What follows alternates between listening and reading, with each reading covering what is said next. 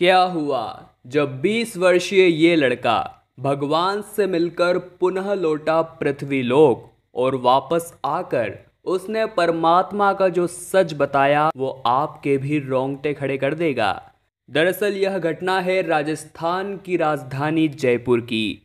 बात उस समय की है जब राजस्थान के जयपुर में कबीरदास नाम का एक लड़का एमबीए की पढ़ाई कर रहा था। उसने शाम के समय अपने परिवार वालों से कहा कि मुझे अपनी तबीयत थोड़ी सही नहीं लग रही है। उसने गोली ली और फिर वो सोने के लिए चला गया। परंतु दुखद बात यह थी कि जब सुबह हुई तब उसकी आंखें खुली ही नहीं। कबीरदास का देहांत हो चुका था। उसके परिवार के ऊपर मुसीबतों का पहाड़ टूटा था क्योंकि वो उनका एक लौता बेटा था। सभी लोग इस आश्चर्य में थे कि इतना फिट इंसान इतनी कम उम्र में इस दुनिया को कैसे अलविदा कर सकता है। परंतु सभी का कहना था कि जब भगवान का बुलावा आता है तो सभी को जाना ही पड़ता है। खैर, अब सभी लोग अंतिम संस्कार की तैयारी करने लगे। कबीरदास की मृत्यु हुए 12 घंटे हो चुके थे और जैसे ही लोगों ने उसके पार्थिव शरीर को उठाना चाहा, वहाँ एक बहुत ही बड़ा चमत्कार हुआ। उसके पूरे शरीर पर अचानक से बहुत ही ज़्यादा पसीना आने लगा।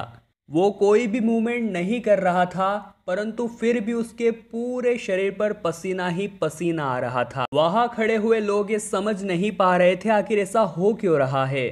करीबन 10 मिनट तक उसे पसीना आया और उसके बाद अचानक से कबीरदास की आंखें खुल गई। दरअसल कबीरदास पुनः जीवित हो चुका था।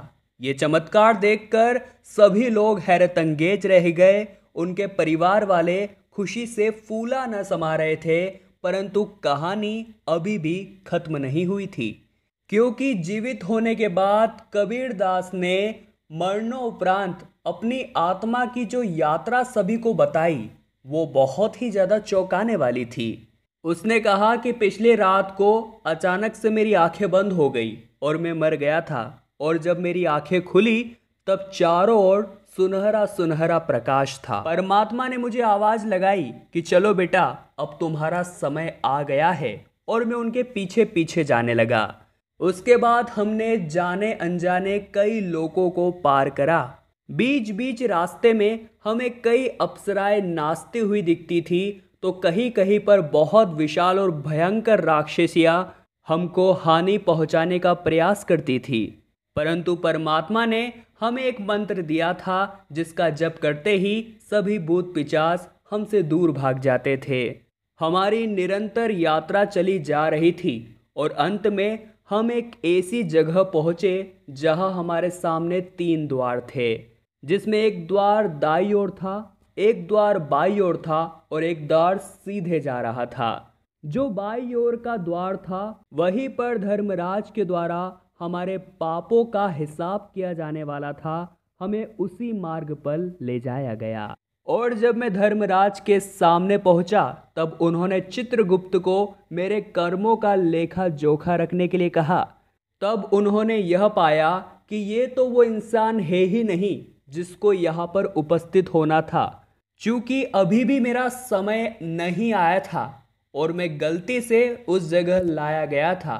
तो धर्मराज ने मेरे प्राणों को पुनः मेरे शरीर में भेज दिया। जब कबीरदास जी के पार्थिव शरीर को उठाया जाने वाला था तो उन्हें बहुत ही ज़्यादा पसीना आने लगा था, क्योंकि उस समय वो बहुत ही कठिन परीक्षा से गुजर रहे थे। और सामान्य सी बात है, छोटी सी परिस्थिति में भी इंसान के पसीने छूट जाते हैं, तो वो तो स्वयं धर्मराज के सामने उपस्थित थे। पसीना आना तो स्वाभाविक बात थी। और जैसे ही कबीरदास जी की आत्मा उनके शरीर में पुनः आई, उनके प्राण फिर से लौट आए और उन्होंने ये सभी घटना अपने सभी आसपास के लोगों को सुनाई। इसके बाद जयपुर के कबीर जी बहुत ही ज़्यादा फेमस भी हो गए, बहुत ज़्यादा वे प्रसिद्ध हो गए और देश विदेश से बहुत सारे लोग उनसे मिलने आए। कई मीडिया कर्मियों ने उनका इंटरव्यू भी लिया।